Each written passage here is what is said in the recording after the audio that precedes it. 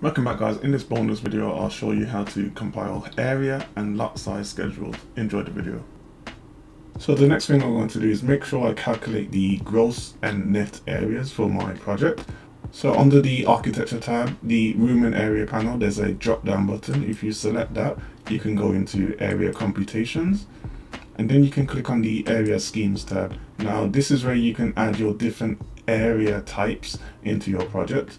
At default, you have the gross building area, which is the total constructed area of a building. Typically, I don't use this one, so what we can do is just ignore that for the purpose of our tutorial. If you click on new, you can then create a new area type. So let's call this one gross external area. And then for the description, I'm just going to delete the description. And then I'm going to enter a new one. And then I'm going to call this net internal area. And again, let's delete the description on that one as well. So once those two are done, I'm going to select OK. So now we have the two different area types in the project. Now we need to create a plan. So again, under the architecture tab, room and area panel, I'm going to select the drop down for area and then create a area plan.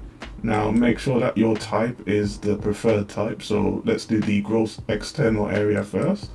And if you have multiple levels in your project, you can select multiple levels and it will create multiple levels for this area type. For this project, we only have level 1. So I'm going to select OK. And then this pop-up is telling me that Revit can create automatic boundaries based on all of the external walls. I'm going to set to null for this purpose. And then I'm going to draw the area boundaries from scratch. And then once you are there, you can go into your area boundary and then you can select any of the line work tools and then you can draw that in place. Now this one is the gross external area, so I'm just going to use the outer limits of my walls and then draw my area boundary as appropriate for that. For the patio, I'm also going to include the step up into the patio space. And then completing the boundary like so. The next thing you want to do is place an actual area. So again, under the room and area panel, you can select the area drop down and select area. And then you can place a area in place, and you can then select the tag and then rename it to gross external area. What we can now do is do the same again, but this time we're going to do area plan, and now we're going to do the net internal area. Note there that on the gross internal area, nothing is available. That's because you do not have this unticked, which is basically preventing you from duplicating a view. So we've already done level 1 for gross external area, so that doesn't appear on our list, and that's to help you prevent duplicating the information. If you untick that, you'll be able to do level 1 again, which will basically be a duplicate of this view. So typically you would leave that ticked, and then I can go back to my net internal area and then level 1 is available because that drawing hasn't been done before. So I can select OK. And then again, I'm not going to automate it, I'm going to select no. And then again, I'll go to the area boundary. This is a completely different area type. So I'm going to draw my area boundary again. So I'm going to go to the interior side of the exterior walls and columns and trace that around.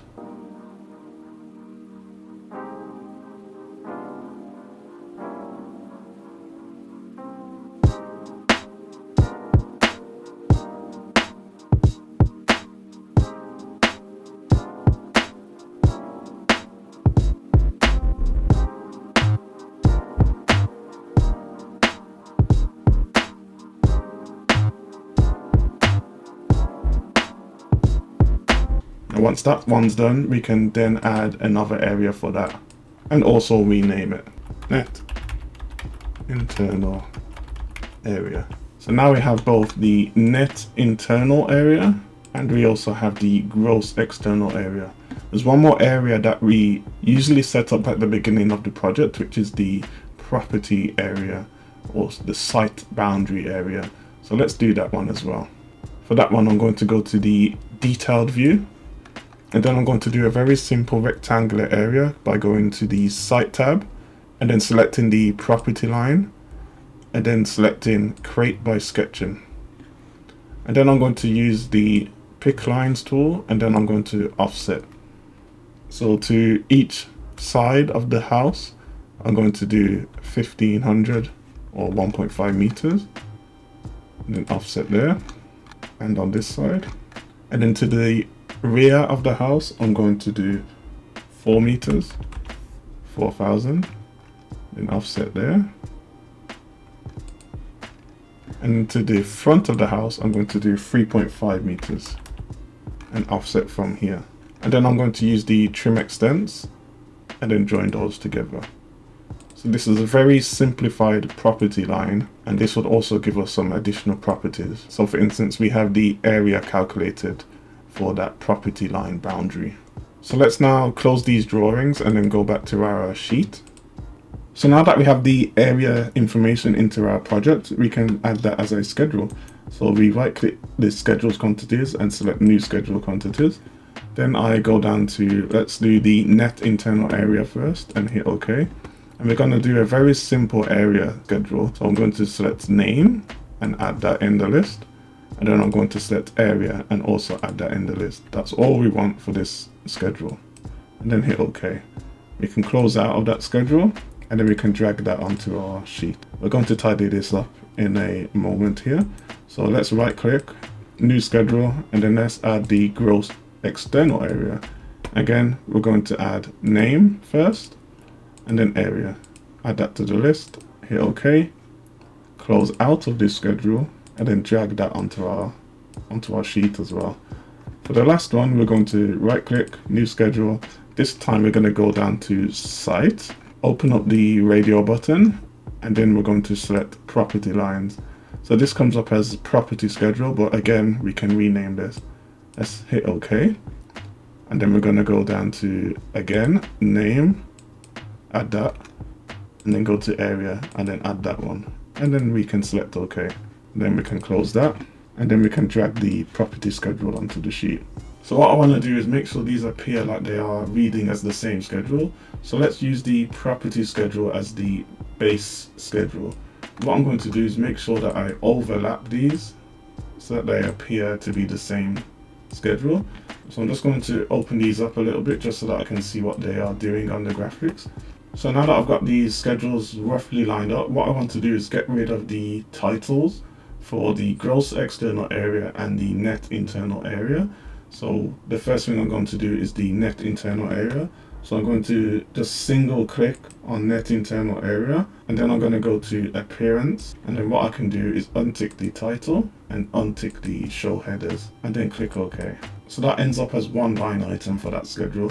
Let's do the same for the gross external area. So single click, click on appearance, untick title, untick show headers, and then click OK. So now I can move these in place. So the first thing I'm going to do is make sure they are the same width. So now I'm going to select one of them and double click, and then I'm going to select the column, and then I'm going to resize that. So this is roughly 60 millimeters. So let's go with that. And then the area column again, let's resize that one. And that's roughly 60 millimeters as well, but I'm going to downsize it because it doesn't need to be as wide. So let's downsize that one to half the size, and let's call that 30 millimeters and click OK. So now we have 30 and 60 millimeters. So what I'm going to do, as this is the title for the whole schedule, I'm going to rename this one. So I'm going to call this area scheduling. And what I'm also going to do is give this a name for the property boundary. So I'm going to call this lot area. And then I'm going to close that out. And then I'm going to do the next one. So gross external area, I'm going to double click on that, select column A, resize, and then call that 60 millimeters. And then select column B, resize, and then I'm going to call that 30 millimeters. Then close out of there. And then last one, net internal area, column A, resize, 60 millimeters, column B, resize, 30 millimeters, and then close out of that one. So now we have 3 different areas. We can select one of them and select the move tool. We can snap to a corner and then align that in place, and then do the same for the other one and align that in place. So now we have some area scheduling. We can move that to align with the other schedules. So now we have areas for our project. We have the room schedule done, we have the window schedule done, we have the door schedule done, and now we have typical areas throughout the project. And that's the end of the video. Be sure to check out the other parts of this basic to advanced floor plan mini series, and don't forget to like, comment and subscribe for more regularly released Revit content. I'll see you in the next one.